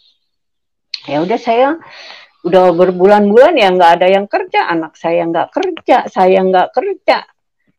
Itu yang namanya makan udah saya jadi pengusaha. Saya usaha jual beli. Apa yang saya bisa jual, saya jual. Dari baju, apa, semua yang bisa jadi duit buat makan saya jual. Semua. Sampai saya jadi pemulung. Benar saya ngalamin jadi pemulung. Saya jual besi, saya ini. Tapi saya nggak merasa bagaimana, nggak. Saya nggak merasa, saya bangga aja. Karena saya udah, beban saya jauh dari keluarga, saya udah udah saya rasain ya, udah putus, artinya itu saya udah lega, saya udah beban saya hilang. Walaupun saya nggak ini ya, puji Tuhan, saya nggak merasa bagaimana ya, Tuhan baik sama saya, Tuhan baik. Tuhan baik, iya, yang saya rasain itu aja. Saya bangga, bener saya bangga, masuk Kristen saya bangga. Yang dibilang kasih mula-mula, ya bener-bener saya nggak punya apa-apa. Saya sama keluarga bahkan kakak saya ngusir saya nggak ditegur, apa semua itu saya alamin, semua saya alamin. Gimana? Saya alamin. Saya apa namanya, sampai makan apapun benar-benar ya namanya ini nggak ada yang kerja ya itulah, tapi namanya Tuhan Yesus itu baik ya, dia nggak akan meninggalkan umatnya sedetik pun, nggak, dia baik, apa yang kita minta pasti diberi, apa yang kita minta pasti Tuhan beri ya. Saya makan, saya jual apa yang bisa saya jual, saya ini. Saya mau kerja kemana pada saat itu, anak saya nggak kerja, saya juga nggak kerja. Jadi satu saat saya pernah sampai saya berutang ikan, udang, saya berutang 50.000 waktu itu ya, saya pernah itu berutang. Nah saya kalau ada uang minyak bisa beli 5.000 bisa, tapi karena 1.000 aja saya nggak punya uang, bener-bener saya nggak punya minyak sama sekali, sampai yang namanya minyak bekas saya nggak ada. Saya bingung itu ikan saya mau diapain, saya nggak ngerti mau diapain ya, mau dikasih garam apa mau diapa gitu ya, apa direbus aja diapa gitu, nggak punya bumbu, nggak punya apa. Saya bilang akhirnya udah waktu mau makan siang, saya cuma duduk, saya bergumam aja, saya bilang, Tuhan, saya nggak punya minyak, Tuhan, saya mau masak, saya nggak punya minyak, Tuhan. Waktu itu saya cuma bahasa saya seperti itu aja. Saya bilang, Tuhan, saya nggak punya minyak, Tuhan. Saya punya ini, saya bilang, aduh, kok ini begini ya? Aduh. Halo, barangkali aja saya bilang ada, halo, barangkali aja ada ini ya, saya bilang ada orang nyasar ya, saya bilang datang, saya bilang saya yakin lah bagi Tuhan nggak ada yang nggak mungkin. Pada saat itu tuh saya cuman berucap begitu aja, udah saya pindah tempat. Nah, tiba-tiba cuman berapa menit lah, 5 menitan nggak ada ya rasanya, ada yang ketok pintu. Lalu ini buka katanya gitu, buka. Begitu saya buka pintu itu saya kaget ya, itu yang namanya sopir datang, itu bawa minyak di panggulnya begini kayak pamer gitu ya, dia panggulnya begini, minyak didekep sama dia pas depan pintu. Bayangin saya buka pintu, dia berdiri di depan ini, saya bilang, Tuhan, barusan saya minta minyak, Tuhan, ini di depan saya, nggak ada berapa menit langsung Tuhan kasih. Jadi itu saya rasanya gimana ya, itu nggak tahu lah, saya nggak bisa bilang. Saya bersyukur ya, Tuhan tuh baik. Saya cuma minta ini, ya itulah. Saya kalau seandainya apa kita minta, Tuhan akan memberi lebih dari apa yang kita pakai. Itu yang saya tahu, itu Tuhan selalu begitu. Tuhan baik, Tuhan Yesus baik. Kalau kita meminta Tuhan Yesus, Tuhan pasti akan memberi lebih dari apa yang kita pakai. Bayangin saya cuma butuh minyak sedikit, tapi itu dibawa minyaknya sampai berapa banyak, itu sampai di dekat dia begini. Saya sendiri bingung ya, itu banyak itu di mobil, tolong deh bantu deh, ada beras apa semuanya. Itu pertama kali kakak saya ngasih saya, yang tadinya dia ngusir, dia apa semuanya, saya di apalah, nggak di apa gitu, tegur. Pokoknya udah saya di seperti apalah, kalau ngelihat saya udah nggak mau lihat, kayaknya mau diludain. Pernah saya diludain, malah bener saya pernah diludain. Sampai gimana lah, udah ngata-ngatain saya. Dia bilang udah miskin katanya, sombong, pakai ngikut Tuhan Yesus katanya. Udah miskin katanya, belagu kayak ikut Tuhan Yesus. Saya cuma amin aja. Masalahnya kalau untuk dibilang hidup miskin, miskin. Dari dulu saya miskin, tapi saya artinya nggak ngebohong lah, bukannya ini ya. Dari dulu miskin saya ngalamin, miskin apa itu saya ngalamin. Tapi saya juga pernah senang juga waktu ada suami, saya pernah senang. Tapi yang saya cari itu bukannya harta, bukan apa. Saya pengen cari ketenangan aja, ketenangan batin ya. Terus untuk saya sholat, untuk saya bisa berdialog langsung gitu sama Tuhan. Biar hidup saya tenang, itu aja yang saya cari. Kasih damai itu yang saya cari. Nah, itu udah saya temukan. Udah saya temuin. Nah, itu satu kali itu kakak saya dikasih dia memberi saya ya. Mungkin dia dipakai Tuhan ya. Ada kalau nggak salah ada di ayat berapa Amsal ya. Saya kayaknya itu cocok saya baca yang saya bilang, jika Tuhan berkenan pada jalan seseorang, maka musuhmu pun akan didamaikannya pada dia. Kalau nggak salah kayak begitu bunyinya ya di Alkitab ya, kayak begitu. Nah itulah kakak saya ngasih saya kayak begitu. Saya minta sama Tuhan langsung, Tuhan nggak kasih, minta 1 dikasih 10 bahkan 100. Sepertinya Tuhan Yesus baik ya. Kita minta, jadi hidup saya sekarang hari-hari cuma sama Tuhan Yesus aja nggak. Apa banyak kejadian yang saya minta, nggak pernah nggak ini, pasti. Apa yang saya minta, janji Tuhan iya dan amin. Indah pada waktunya, benar-benar saya. Itu hari-hari saya seperti itu sekarang. Ya, saya mau apa gitu, saya kasih lah intinya. Saya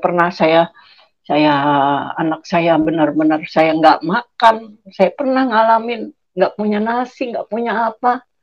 Malam mau makan, nggak punya makanan. Benar-benar saya ngalamin. Cuma nasi sepiring ya. Saya pikir buat anak saya yang sakit, saya mau ngasih makan dia sama telur ceplok 1. Tiba-tiba kakaknya yang 2 itu, anak saya yang 2, mah mau dong lapar juga nih katanya gitu. Ya udah, saya nggak bisa ngomong apa-apa ya. Saya suapin itu anak saya bertiga. Dari sepiring itu paling dapat 2 suap ya makan ya. Dari selesai itu rasanya hati saya, ini anak saya gila ya, bisa lapar kayak begini. Saya bilang saya nggak punya apa-apa. Saya langsung cuci tangan, saya ambil kunci motor, saya pergi entah kemana, saya jalan aja. Pokoknya niat saya jalan.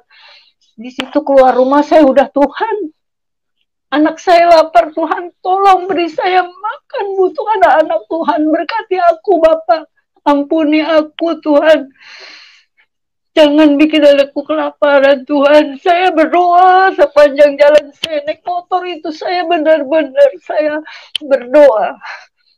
Nggak tahu nggak, itu pas 1 jam lah dari situ saya dapat berkat. Pulang itu motor saya bisa penuh. Saya datanglah ke salah satu teman saya dan manggil saya, ngundang saya gitu ya. Saya pokoknya dapat makanan. Nah intinya saya dapat makanan. Ada orang pesta kawin, nggak ada yang datang, tamu. Saya disuruh bawa itu makanan semua. Jadi motor saya penuh makanan. Saya pulang, saya suruh nih anak saya panggil teman-teman pada ngobrol, ini makan, barusan kamu nggak makan ya, saya bilang makan, bahkan saya bisa kasih ke tetangga. Coba bayangin, baru 1 jam yang tadi masih mau saya makan sore, saya nggak punya nasi, saya cuma punya sepiring nasi, itu pun nggak ada sepiring ya, saya suapin anak saya bertiga. Saya keluar rumah, saya mohon sama Tuhan, saya pulang, saya bawa itu makanan. Bukan orang pesta ulang tahun, orang pesta kawin. Jadi saya suruh dibawa pulang itu orang pesta kawin, nggak ada yang datang, teman saya nggak ada yang datang, pesta tamu nggak ada yang datang. Jadi makanan tuh saya disuruh bawa itu semuanya, katanya nggak. Saya juga nggak ngerti ya, nggak mungkin lah saya bawa semuanya ya. Tapi karena banyaknya itu saya bawa sepanji-panji semua. Tahu pesta kawin kan ada inilah makanan, ada nasi goreng, apa rendang, apa semua, ayam goreng, apa semua, sampai buah, apa semua. Itu, coba, begitulah kemurahan Tuhan ya. Itu saya kadang nggak bisa ini. Jadi hari-hari saya itu aja, cuman bicara aja langsung sama Tuhan, mau apa pasti Tuhan kabul. Tuhan, kadang Tuhan saya mau ini, saya bilang, Tuhan saya mau itu, saya kalau ini begini saya mau Tuhan. Kejadian semua apa kejadian, hari-hari saya kejadian. Benar, kalau saya mau cerita, ya cerita saya sebetulnya yaitu cuma recehan ya, banyak, tapi saya apa namanya, sukacita aja, saya senang. Karena apa? Yang cerita saya ini bukannya saya sesama manusia, karena saya berhubungan langsung sama Tuhan Yesus ya. Saya bicara langsung. Emang cerita saya mungkin murahan ya, duit 10.000, 20.000 itu, tapi ini saya berdialog langsung sama Tuhan. Pernah satu saat saya apa namanya punya duit 10.000, saya mau makan, saya bingung, coba uang 10.000 buat makan apa ya, bisa dapat apa. Saya keluar rumah itu, anak saya nggak kerja, saya keluar rumah, saya bingung mau ke kiri apa ke kanan, mau beli apa. Biasanya yang tukang jualan sayur adanya di kiri biasanya ya. Tapi waktu itu saya punya rasa, saya bilang saya nggak mau ke kiri saya mau arah kanan gitu, saya bilang. Saya cuma berucap begitu. Barangkali ada berkat lagi yang Tuhan beri buat saya mau ke kanan aja Tuhan, saya bilang. Semoga ada apa di sana. Benarlah begitu, dari sana ada aja, saya dapat uang, saya dapat makanan, saya dapat apa semua dari buah, sayur, apa ini. Jadi saya nggak perlu beli, uang saya masih utuh. Bahkan saya dapat uang, ya saya ketemu teman saya dikasih, saya ada uang, saya dikasih ini ya, dia minta tolong saya waktu itu, saya suruh kemana ya, saya dikasih uang, saya dikasih sayur, dikasih apa semua, makanan matang apa semua. Ya kayak begitu, ya begitu cerita saya ya, seperti itu. Banyaklah hal seperti itu ya. Nggak apa-apa, saya nggak malu, ceritanya nggak malu. Karena saya merasa apa yang saya jalanin itu, saya berdialog langsung ya. Itulah kemurahan Tuhan ya. Begitu, gimana Pak? Karena yang dibilang Tuhan Yesus itu hidup, karena dia menjawab apa yang kita minta, pasti dijawab, pasti dikabulkan. Itu aja yang saya rasain. Hari-hari saya seperti itu. Bahkan pernah anak saya waktu itu ini ya, mau kerja, dia udah kayak stres ya, udah ini. Saya sendiri malah jadi ketakutan ngelihat dia tuh udah nangisnya yang udah ingusnya meler, sampai dia bilang nggak kuat deh Ma, mau mati aja katanya gitu. Nggak ada yang kerja, mau makan nggak bisa, apa nggak bisa katanya gitu. Ya saya namanya mamanya nggak harus nguatin ya, lebih menguatkannya. Saya bilang nggak usah takut, saya bilang jangan kayak gitu, kamu nggak boleh putus asa, saya bilang nggak boleh putus asa, kamu harus ini. Rupanya dia tuh pernah bikin lamaran, dapat panggilan, ditelepon nggak diangkat sama dia karena dia asik main game ya, jadi dia merasa gagal lah, artinya nyesel gitu ya. Saya cuma bilang sama dia, nggak usah dipikirin, saya bilang gitu, itu bukan tempat kamu, saya bilang nggak usah. Saya sambil urapin dia, nggak usah, nanti pasti ada waktu Tuhan, nanti Tuhan Yesus baik, percaya sama Mama, saya bilang percaya, kamu percaya sama Tuhan Yesus, pasti kamu akan diberi yang lebih dari yang itu bukan tempat kamu, saya bilang bukan tempat kamu, percaya ya Mama ya, nanti Tuhan pasti beri. Saya doain anak saya, Tuhan mudahkan anakku untuk langkahnya, untuk apa, saya bilang mencari pekerjaan, mudahkan dia Bapak, berikan dia pekerjaan yang sesuai dengan keinginannya Bapak. Itu cuma 1 minggu dapat pekerjaan, aduh bersyukur, saya bersyukur. Udah, yang dia senang, yang dia apa, sampai sekarang ini bagus, benar-benar dia dapat kerjaan ya. Itulah baiknya Tuhan Yesus ya, kayak begitu ya. Apa yang saya minta pasti dia kabulkan. Itu aja yang saya alami. Banyak hal-hal yang saya ini ya, intinya saya hari-hari cuma mohon, berdoa. Kita nggak usah bagaimana, Tuhan tahu. Kita dalam hati aja belum keluar, Tuhan udah tahu apa yang kita inginin, udah tahu. Itu hari-hari saya cuma begitu aja. Banyak hal-hal yang saya alami terjadi yang kayak gitu, bener. Ya saya merasa bersyukur, saya merasa di usia saya yang udah nggak muda lagi ya, udah ini saya kan Tuhan Yesus bilang, bukan kamu yang memilih aku, tapi aku yang memilih kamu. Jadi saya merasa bangga karena apa? Saya menjadi umat pilihan Tuhan Yesus, itu saya bangga. Saya bangga dan saya alamin saya sekarang.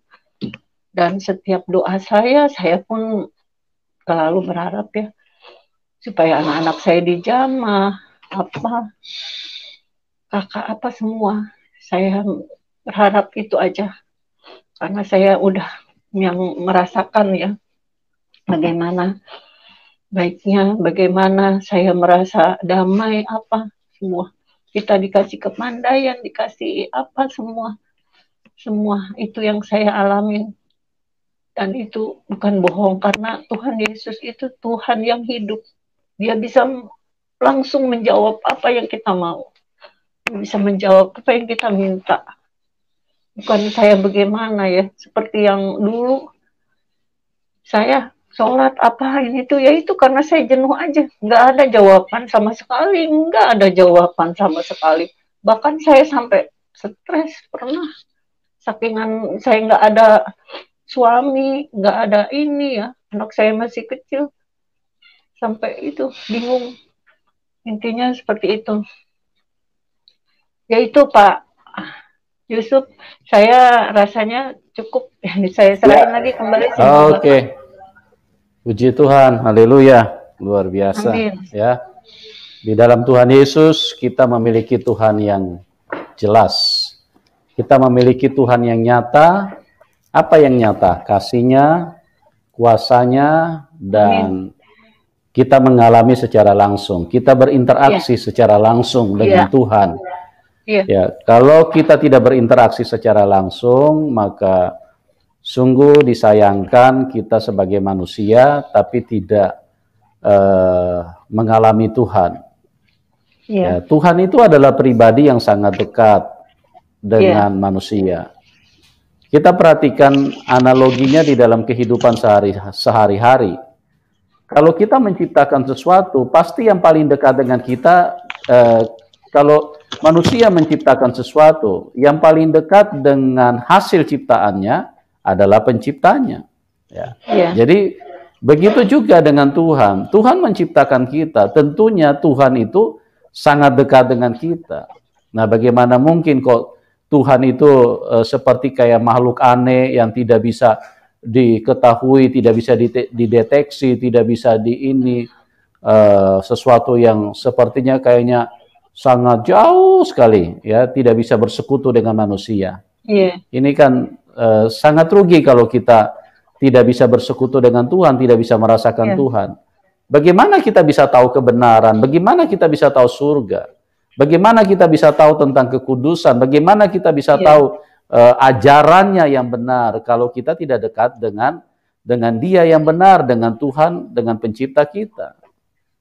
Jadi apa yang dialami oleh Ibu Yeti Aryani itu adalah sebuah peneguhan buat kita semua, buat teman-teman yang ada di dalam link ini, bahwa Tuhan Yesus adalah Tuhan yang nyata. Tuhan Yesus bukan bukan hanya Tuhannya orang Kristen, tapi semua manusia kalau kita mau buka hati, kalau kita mau percaya, kalau kita mau datang dan mencari Tuhan, ya.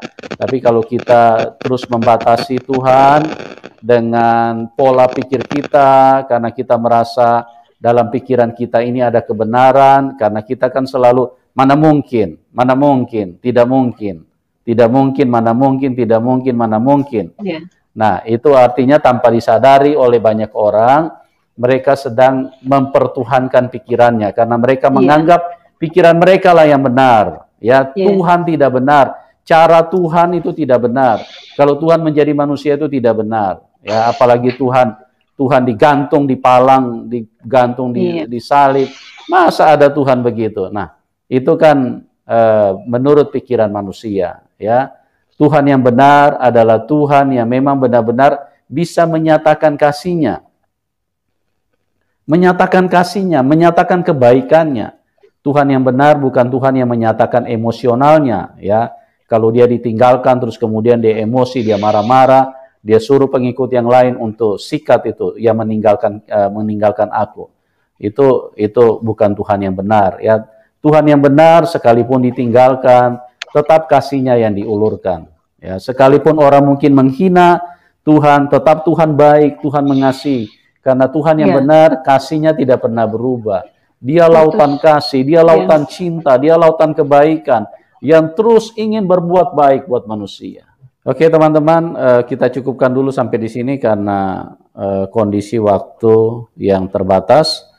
Kita akan berjumpa di program selanjutnya. Terima kasih buat semuanya, buat teman-teman yang sudah bergabung. Doa kami buat Anda semua, Tuhan sumber kehidupan, Tuhan Yesus sumber kebaikan, menyinari setiap kita dengan kasih-Nya, sehingga kita bisa diselamatkan dari dunia yang sangat jahat ini. Amin. Dan terima kasih buat Ibu Yeti Aryani yang sudah menjadi berkat buat kita semua. Dan bagi Anda yang ingin memberkati narasumber, silakan ke layar deskripsi. Ya, Anda bisa salurkan persembahan Anda di bawah layar deskripsi ada rekening. Oke, terima kasih buat semuanya. Terima kasih buat Ibu Yeti. Tuhan Yesus memberkati kita semua dan salam kemenangan buat kita semua. Amin. Salam kemenangan. Amin.